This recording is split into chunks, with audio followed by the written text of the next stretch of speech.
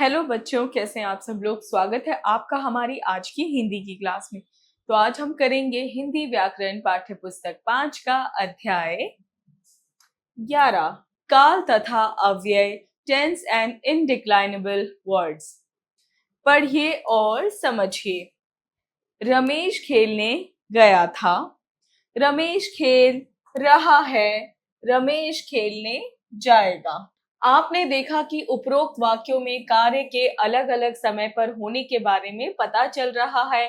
पहले वाक्य में गया था शब्द से पता चलता है कि काम बीते समय में हो चुका है। दूसरे वाक्य में रहा है शब्द से पता चलता है कि काम वर्तमान समय में हो रहा है। तीसरे वाक्य में जाएगा शब्द से पता चलता है कि काम आने वाले समय में होगा। इस प्रकार हम कह सकते हैं कि क्रिया के जिस रूप से उसके होने या करने के समय का पता चलता है उसे काल कहते हैं। तो बच्चों, हमने क्या जाना कि काल किसे कहते हैं? क्रिया के उस रूप से जिसे हमें काम के होने या करने का समय का पता चलता है। जहां पे समय आ जाता है वही हमारा काल कहलाता है, यानी समय को ही हम काल कहते हैं। काल 3 प्रकार के होते हैं। काल, भूतकाल, वर्तमान काल, भविष्य काल। पहला, भूतकाल। क्रिया के जिस रूप से बीते हुए समय की जानकारी प्राप्त हो उसे भूतकाल कहते हैं। जैसे सुभाष ने खाना खा लिया, हर्ष फुटबॉल खेल रहा था। तो भूतकाल किसे कहते हैं बच्चों? भूतकाल उसे कहते हैं जिससे हमें क्रिया के बीते हुए समय का पता चलता है, यानी कि काम पहले ही हो चुका है। जो काम बीत चुका है, हो चुका है, उसे हम कहते हैं भूतकाल। ऊपर लिखे वाक्यों में खा लिया और रहा था शब्दों से बीते हुए समय का पता चल रहा है, अतः ये भूतकाल है। मुख्य पहचान, वाक्य के अंत में था, थी, थे लगता है। तो ज्यादातर आप देखेंगे जो भी भूतकाल के वाक्य होंगे उसके अंत में हमेशा था, थी, थे लगा होगा। दूसरा, वर्तमान काल अर्थात चल रहा समय। जैसे राहुल खाना खा रहा है, सुदेश क्रिकेट खेल रहा है, अस्मिता पानी पी रही है। उपरोक्त वाक्यों में खा रहा है, खेल रहा है और पी रही है से कार्य के वर्तमान में होने का पता चल रहा है, अतः क्रिया के जिस रूप से कार्य के वर्तमान समय में होने का पता चलता है उसे वर्तमान काल कहते हैं। तो बच्चों, हमने क्या जाना? वर्तमान काल किसे कहते हैं? जो कार्य इस वक्त चल रहा है समय के वर्तमान में, यानी कि इसी समय हो रहा है, उसी को हम वर्तमान काल कहते हैं। तीसरा, भविष्यत काल। भविष्यत अर्थात आने वाला समय। जैसे कल मैं केरल जाऊंगा, अगले हफ्ते मैं ऑफिस ज्वाइन करूंगा, माँ आप चिंता मत करिए मैं रात तक आ जाऊंगा। उपयुक्त सभी चित्रों में जाऊंगा, करूंगा और आ जाऊंगा क्रियाओं से आगे आने वाले समय में काम के होने का पता चल रहा है, अतः क्रिया के जिस रूप से कार्य के आने वाले समय में होने का बोध होता है उसे भविष्यत काल कहते हैं। तो भविष्यत काल कौन सा होता है? जिससे हमें आगे आने वाले समय का पता चलता है कि ये कार्य आने वाले समय में होगा, भविष्य में होगा, इसीलिए उसे भविष्यत काल कहते हैं। वाक्यों में काल की पहचान, क्रिया के रूप को देखकर काल की पहचान की जाती है। भूतकाल की पहचान, पहला, जिन क्रियाओं के अंत में था, थी, थे, रहा, रही, रहे, की, किया, किए आदि लगे होते हैं वहां भूतकाल माना जाता है। तो बच्चों, हम कैसे पहचानते हैं भूतकाल को? जिन वाक्यों के अंत में था, थी, थे, रहा, रहे आदि ये सब लगे होते हैं, तो इन्हीं से हम पहचानते हैं कि वो भूतकाल है। दूसरा, या, ई, ये से समाप्त होने वाली क्रियाएं भी भूतकाल ही होती हैं। तो बच्चों, अगर आपको या, ये भी शब्द अगर आपको दिखाई देते हैं तो ये भी भूतकाल के ही होते हैं। वर्तमान काल की पहचान, पहला, सामान्य रूप में जिन क्रियाओं के अंत में है अथवा है लगा होता है वह वर्तमान काल होते हैं। दूसरा, क्रियाओं के अंत में है और है के साथ रहा है, रही है लगा होने पर भी वर्तमान काल ही होता है। तो बच्चों, जहां भी आपको वाक्य के अंत में है या रहा है, रही है दिखता है वो हमारा वर्तमान काल होता है। भविष्य काल की पहचान, आने वाला समय जैसे जिन क्रियाओं के अंत में गा गी गे होता है वह भविष्यत काल होता है।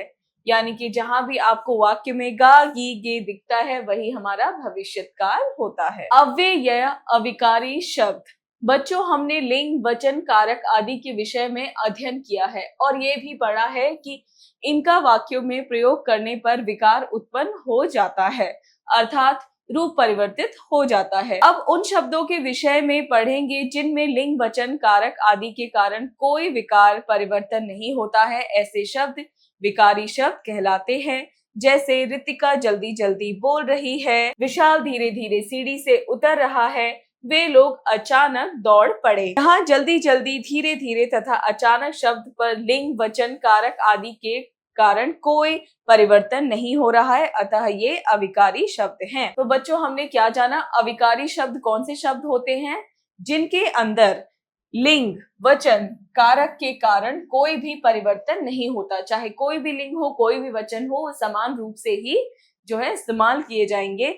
जैसे हमने देखा, विशाल धीरे धीरे सीढ़ी से उतर रहा है, वे लोग अचानक दौड़ पड़े, और रितिका जल्दी जल्दी बोल रही है। यहाँ पे वचन या लिंग से कोई भी फर्क नहीं पड़ा, जो शब्द जैसा था वैसा का वैसा ही रहा। अतः वाक्य के जिन शब्दों में लिंग, वचन, कारक आदि के कारण कोई परिवर्तन नहीं होता वे अविकारी शब्द कहलाते हैं। अविकारी शब्द 4 प्रकार के होते हैं। अविकारी शब्दों के भेद: क्रिया विशेषण, संबंध बोधक, समुच्चय बोधक, विस्मयादि बोधक और क्रिया विशेषण। पढ़ते हैं हम क्रिया विशेषण। वाक्य के जिस शब्द से क्रिया की विशेषता का बोध होता है उन्हें क्रिया विशेषण कहते हैं।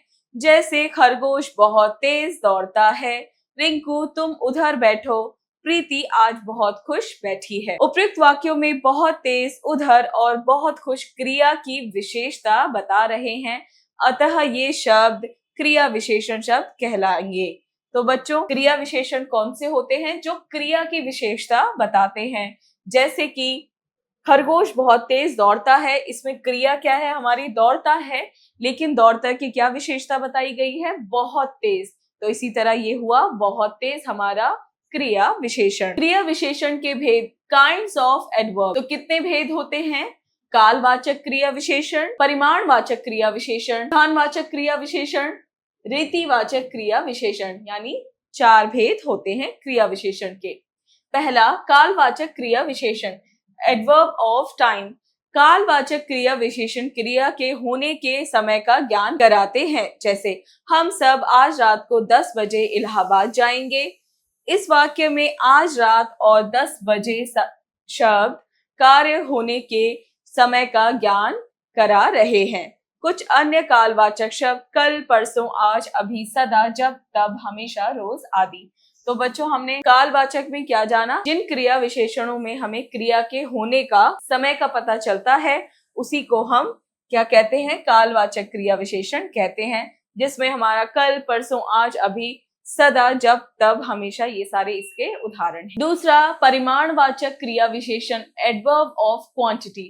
परिमाणवाचक क्रिया विशेषण क्रिया के परिमाण अथवा माप तोल का ज्ञान कराते हैं। जैसे गिलास दूध से पूरा भरा हुआ है, कम बोलना, अधिक सुनना अच्छा है। उपयुक्त उदाहरणों में पूरा, कम एवं अधिक शब्द मात्रा एवं माप तोल का ज्ञान करा रहे हैं। अन्य परिणामवाचक शब्द हैं पूरा, खाली, ज्यादा, न्यून, आधा, लगभग, बहुत आदि। तो बच्चों, हमने क्या जाना? जो शब्द हमें मात्रा और माप तोल का ज्ञात कराते हैं वही हमारे परिमाणवाचक क्रिया विशेषण कहलाते हैं। जैसे कि पूरा, खाली, ज्यादा, न्यून, आधा, लगभग, ये सारे ही हमारे क्या हैं? हमारे परिमाणवाचक क्रिया के उदाहरण हैं। तीसरा, स्थानवाचक क्रिया विशेषण, एडवर्ब ऑफ प्लेस। स्थानवाचक क्रिया विशेषण क्रिया के स्थान का ज्ञात कराते हैं। जैसे बाहर देखो, टॉमी कहाँ घूम रहा है। उपयुक्त वाक्यों में बाहर और कहाँ शब्द स्थान का ज्ञान करा रहे हैं। कुछ अन्य स्थानवाचक क्रिया विशेषण शब्द यहाँ, वहां, ऊपर, नीचे, दाएं, बाएं, इस ओर आदि। तो बच्चों, इसी तरह से हमने क्या जाना? स्थानवाचक क्रिया यानी कि जहां से हमें जो स्थान की तरफ संकेत कर रहे हो, और इसमें क्या क्या कौन कौन से शब्द आते हैं? यहाँ, वहां, ऊपर, नीचे, दाएं, बाएं, इस ओर या उस ओर आदि। चौथा, रीतिवाचक क्रिया विशेषण, एडवर्ब ऑफ मैनर। रीतिवाचक क्रिया विशेषण क्रिया होने की रीति या ढंग का ज्ञान कराते हैं। जैसे तेज आंधी आ रही है, इस वाक्य में तेज शब्द क्रिया की रीति बता रहा है। तो बच्चों, रीति क्या होता है? जो किसी क्रिया के ढंग को बताता है कि वो किस तरीके से हो रहा है, वो धीरे हो रहा है, तेज हो रहा है। तो इसी तरह से हमने एक एग्जाम्पल देखा, तेज आंधी आ रही है, तो आंधी कैसी है? तेज है। तो इसीलिए ये कौन सा है? ये है हमारा रीतिवाचक क्रिया विशेषण। कुछ अन्य रीतिवाचक क्रिया विशेषण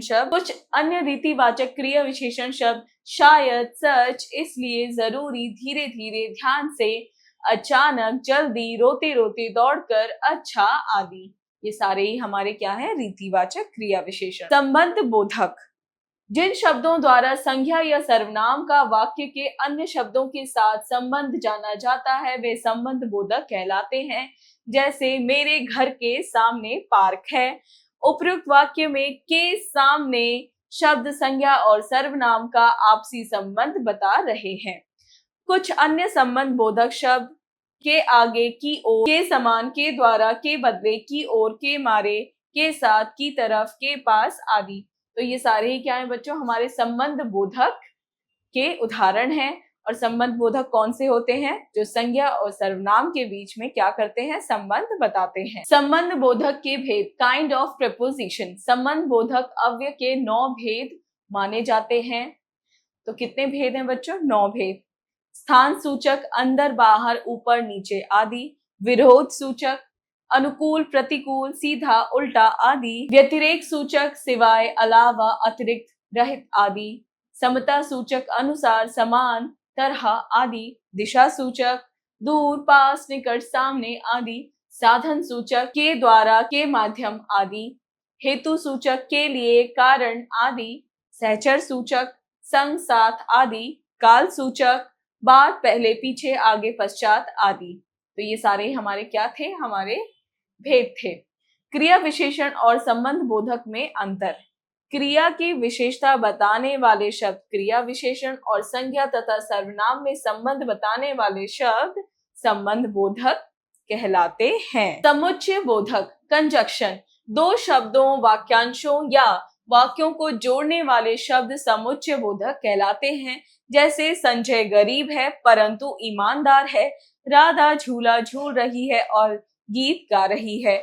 उपरोक्त वाक्यों में परंतु तथा और शब्द दो वाक्यों को आपस में जोड़ रहे हैं, अतः इन्हें समुच्चय बोधक अव्यय कहते हैं। इन्हें योजक भी कहते हैं। तो बच्चों, हमने क्या जाना? समुच्चय बोधक क्या होता है? जो दो वाक्यों या शब्दों के बीच में संबंध बनाते हैं या उन्हें जोड़ते हैं, दो वाक्यों को जोड़ते हैं। जैसे कि हमने देखा, संजय गरीब है परंतु ईमानदार है, तो परंतु से क्या हुआ? ये दोनों वाक्य आपस में जुड़ गए।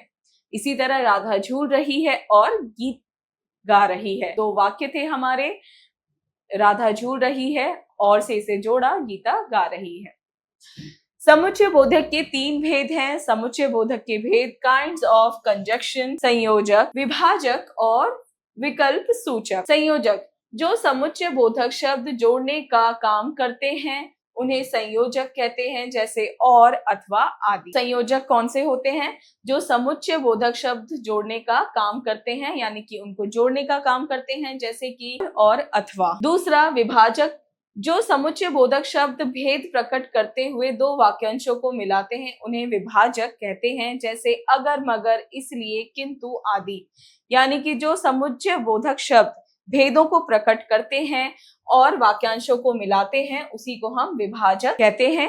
जैसे कि अगर, मगर, इसलिए, किंतु आदि, ये सब का प्रयोग होता है। तीसरा, विकल्प सूचक, जो संबंध सूचक शब्द विकल्प का बोध कराते हैं उन्हें विकल्प सूचक कहते हैं, जैसे अथवा, यद्यपि आदि। यानी कि जो संबंध सूचक शब्द हमें विकल्प का बोध कराते हैं, यानी कि ऑप्शन का बोध कराते हैं, उसी को हम कहते हैं विकल्प सूचक। तो जैसे कि अथवा, यद्यपि, ये सारे ही क्या है? विकल्प सूचक हैं। विशेष, कुछ समुच्चय बोधक वाक्यों के प्रारंभ में भी आते हैं, जैसे चाहे मानो, चाहे ना मानो, यदि कल धूप निकलेगी तो मैं जाऊंगी। तो आपने देखा यहाँ पे चाहे हमारा क्या है, समुच्चय बोधक है और ये वाक्य के पहले लगा हुआ है। और यहाँ पे यदि, ये भी हमारा समुच्चय बोधक है। विस्मयादि बोधक इंटरजेक्शन सुख दुख के भाव, घृणा, शोक, आश्चर्य आदि भावों को प्रकट करने वाले शब्द विस्मयादि बोधक कहलाते हैं। जैसे अरे तुम कहाँ चले गए थे, वाह कितनी सुंदर ड्रेस है। कुछ विस्मयादि बोधक शब्द क्रोध सूचक चुप, हर्ष सूचक ओह वाह, घृणा सूचक छी छी, स्वीकृति सूचक हाँ अच्छा, शोक सूचक हाय रे, आश्चर्य सूचक आह अरे बाप रे, संबोधन सूचक ओ अरे। विशेष विस्मयादि बोधक शब्दों से आश्चर्य, घृणा, हर्ष, शोक आदि के भाव प्रकट होते हैं। ये केवल मन के भाव होते हैं। तो बच्चों हमने क्या जाना, विस्मयादि बोधक कौन से होते हैं? ये वे होते हैं जो हमारे मन के भावों को प्रकट करते हैं। और हमारे मन के भाव कैसे? हमारे मन के भाव जैसे क्रोध होना, हर्ष होना, घृणा या स्वीकृति या फिर शोक, आश्चर्य या फिर संबोधन, इस तरह के भावों को प्रकट करते हैं और इसी को हम विस्मयादि बोधक कहते हैं। आइए पुनरावृत्ति करें। क्रिया के जिस रूप से कार्य के होने के समय का पता चलता है उसे काल कहते हैं। क्रिया के जिस रूप से कार्य के बीते हुए समय में होने का पता चलता है उसे भूतकाल कहते हैं। कार्य के अभी होने का पता चले तब उस क्रिया को वर्तमान काल कहा जाता है। क्रिया का जो रूप आगे आने वाले समय में कार्य होने की ओर संकेत करे उसे भविष्यत काल कहते हैं। अविकारी शब्दों में लिंग, वचन, कारक आदि के कारण कोई परिवर्तन नहीं होता। अविकारी शब्दों के 4 भेद हैं: क्रिया विशेषण, संबंध बोधक, समुच्चय बोधक तथा विस्मयादि बोधक। जो क्रिया की विशेषता बताएं वे क्रिया विशेषण कहलाते हैं। क्रिया विशेषण के 4 प्रकार हैं: कालवाचक, परिमाणवाचक, स्थानवाचक और रीतिवाचक। संख्या या सर्वनाम शब्दों में संबंध बताने वाले शब्द संबंध बोधक कहलाते हैं। 2 शब्दों, वाक्यांशों या वाक्यों को जोड़ने वाले शब्द समुच्चय बोधक कहलाते हैं। मन के भावों को प्रकट करने वाले शब्द विस्मयादि बोधक कहलाते हैं। अभ्यास कार्य, मौखिक कार्य, स्पीकिंग स्किल्स, यानी हमें बोलकर उत्तर देने हैं। दिए गए प्रश्नों के उत्तर बताइए। काल से आप क्या समझते हैं? जिन शब्दों से हमें क्रिया के होने या करने के समय का पता चलता है उसी को हम काल कहते हैं। काल के कितने भेद होते हैं, नाम बताइए। काल के 3 भेद होते हैं: भूतकाल, वर्तमान काल और भविष्य काल। एक ऐसा वाक्य बताइए जिसके पीछे गा, गी, गे लगेगा। राहुल कल विद्यालय जाएगा। अविकारी शब्द किसे कहते हैं? अविकारी शब्द वे शब्द होते हैं जिनमें लिंग, वचन और कारक के कारण कोई परिवर्तन नहीं होता है। क्रिया की विशेषता बताने वाले शब्द क्या कहलाते हैं? क्रिया की विशेषता बताने वाले शब्द क्रिया विशेषण कहलाते हैं। क्रिया विशेषण के भेदों के नाम बताइए। क्रिया विशेषण के 4 भेद हैं: कालवाचक, रीतिवाचक, परिमाणवाचक और स्थानवाचक। संबंध बोधक शब्दों के 2 उदाहरण दीजिए। संबंध बोधक शब्द के 2 उदाहरण हैं: के सामने, के द्वारा। समुच्चय बोधक का क्या काम है? 2 शब्दों, 2 वाक्यांशों या 2 वाक्यों को जोड़ने वाले शब्द समुच्चय बोधक कहलाते हैं। विस्मयादि बोधक शब्द कौन कौन से भाव प्रकट करते हैं? विस्मयादि बोधक शब्द हमारे मन के भावों को प्रकट करते हैं, जैसे सुख, दुख, हर्ष, स्वीकृति, घृणा आदि भावों को ये प्रकट करते हैं। लेखन कार्य, राइटिंग स्किल्स, यानी हमें लिखकर उत्तर देने हैं। प्रश्न 1, रिक्त स्थानों की पूर्ति कीजिए। क्रिया के होने का समय डैश कहलाता है। काल। जब क्रिया समाप्त हो चुकी हो उसे डैश कहते हैं। भूतकाल।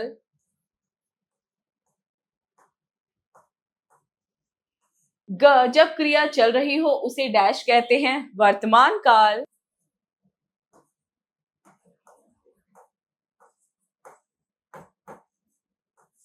जब कार्य के भविष्य में होने की संभावना हो उसे डैश कहते हैं। भविष्य काल।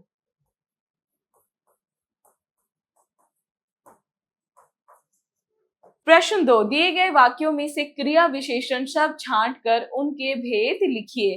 तो बच्चों आपको वाक्य दे रखे हैं, आपको इसमें से क्रिया विशेषण छांटना है और उनके भेद लिखने हैं। जैसे कि क सभी खिलाड़ी अच्छा खेले, तो हमारा अच्छा खेले है क्रिया विशेषण और ये है हमारा रीतिवाचक, और ये है हमारा रीतिवाचक। तो बच्चों, हमारा अच्छा खेले रहा क्रिया विशेषण और रीतिवाचक है हमारा भेद। इसी तरह आप बाकी के वाक्यों को भी पढ़ेंगे और इनके क्रिया विशेषण और भेद लिखेंगे। प्रश्न 3, दिए गए वाक्यों में संबंध बोधक शब्द को रेखांकित कीजिए। तो हमें क्या करने हैं, संबंध बोधक शब्दों को रेखांकित करना है। जैसे क, मनुष्य को पक्षियों की तरह मनोबल ऊंचा रखना चाहिए, तो हमारा है की तरह इसमें संबंध बोधक। ख, प्रातः काल पूर्व दिशा की ओर मुंह करके सूर्य नमस्कार करना चाहिए, तो इसमें है की ओर।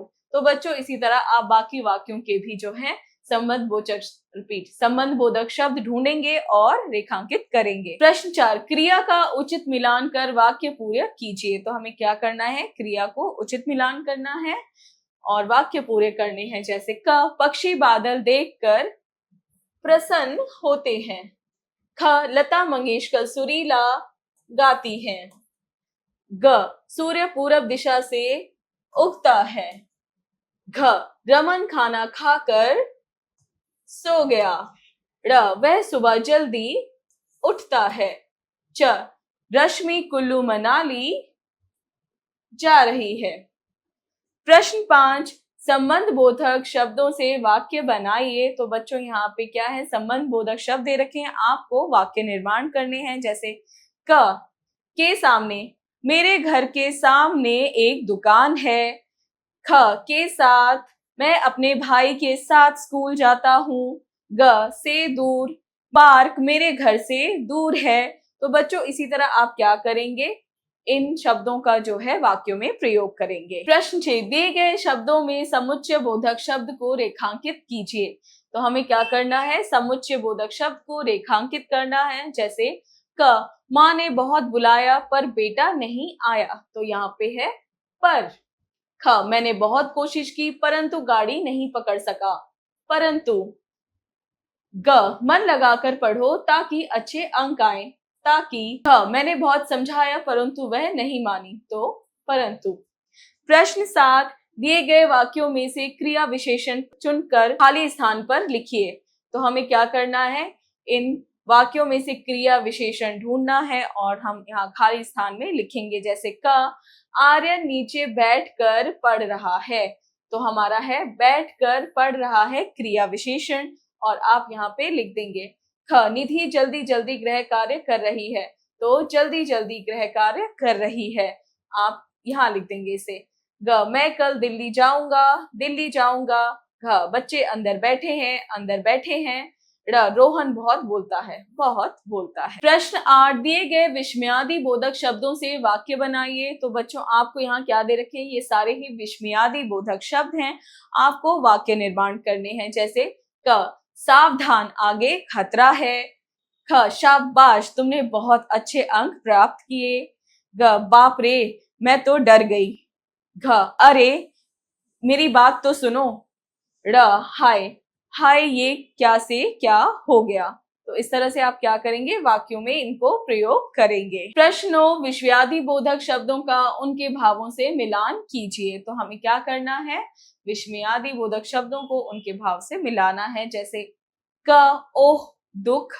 ख, काश, इच्छा। ग, शाबाश खुशी। घ, बाप रे आश्चर्य। ड़, सावधान चेतावनी। प्रश्न 10, सही कथन के सामने सही तथा गलत के सामने गलत का चिन्ह लगाइए। तो हमें क्या करना है, सही और गलत का चिन्ह लगाना है। क, शब्द जो रूप किसी कार्य के होने के विषय में बताएं उसे कहते हैं क्रिया, काल, धातु, तो क्रिया। ख, काल के भेद होते हैं 2, 3, 4, तो 3। ग, वर्तमान काल में होता है कार्य समाप्त हो चुका होता है, कार्य होने वाला होता है, कार्य चल रहा होता है, तो कार्य चल रहा होता है। प्रश्न 11, दिए गए क्रिया विशेषण शब्दों का वाक्य में प्रयोग कीजिए। तो बच्चों आपको क्या करना है, यहाँ पे क्रिया विशेषण दे रखे हैं, हमें इनका वाक्य में प्रयोग करना है। जैसे क धीरे धीरे, कछुआ धीरे धीरे चलता है। ख हमेशा, हमें हमेशा सच बोलना चाहिए। ग रोज, हमें रोज सुबह जल्दी उठना चाहिए। इसी तरह से आप सारे शब्दों का वाक्य में प्रयोग करेंगे। प्रश्न 12, निर्देश अनुसार काल बदलिए। तो बच्चों आपको यहाँ पे क्या दे रखे हैं, आपको वाक्य दे रखे हैं और यहाँ पे आपको ब्रैकेट में निर्देश दे रखे हैं कि आपको कौन से काल में इसे बदलना है। जैसे क संजय योगासन कर रहा था, यह है भूतकाल, लेकिन हमें बदलना है इसे वर्तमान काल में, तो ये होगा संजय योगासन कर रहा है। इसी तरह बच्चों आप बाकियों के भी वाक्य पढ़ेंगे और उनको निर्देश अनुसार परिवर्तित करेंगे। सोचे विचारें, क्रिटिकल थिंकिंग। प्रश्न 13, क्या समुच्चय बोधक शब्दों को रीतिवाचक क्रिया विशेषण में प्रयोग करते हैं? सोच समझकर बताइए। तो बच्चों आपको थोड़ा सा ध्यान से सोचना है कि जो समुच्चय बोधक शब्द होता है, क्या उन्हें रीतिवाचक क्रिया विशेषण में प्रयोग किया जाता है? आपको सोचना है और बताना है। खेल खेल में ब्रेनस्टॉर्मिंग एक्टिविटी। प्रश्न 14, दिए गए अवतरण में से तीनों कालों को क्रमवार छांट कर लिखिए। तो बच्चों एक छोटा सा अवतरण है, आप इसे पढ़ेंगे और तीनों कालों के अनुसार आप इसमें से शब्दों को छांट कर लिखेंगे। अगर वर्तमान काल है तो वर्तमान काल के शब्द, भूतकाल है तो भूतकाल के शब्द और भविष्य काल है तो भविष्य काल के शब्द। आप इन्हें यहाँ खाली स्थान में लिख देंगे। प्रेरणादायक मूल्य। विपरीत परिस्थितियों में भी हमें धैर्य से काम लेना चाहिए, क्योंकि धैर्य से मनुष्य में परिपक्वता का विकास होता है। तो परिस्थितियां चाहे कैसी भी हो, कितनी भी विपरीत क्यों ना हो, हमें हमेशा धैर्य, पेशेंस से ही काम करना चाहिए। उसी से इंसान के अंदर क्या होता है, इंसान के अंदर परिपक्वता का विकास होता है, यानी कि वो और ज्यादा मजबूत बनता है, स्ट्रांग हो जाता है, मेंटली इमोशनली स्ट्रांग हो जाता है। इसी के साथ बच्चों आपका ये पार्ट हुआ पूरा। मिलते हैं अगली क्लास में।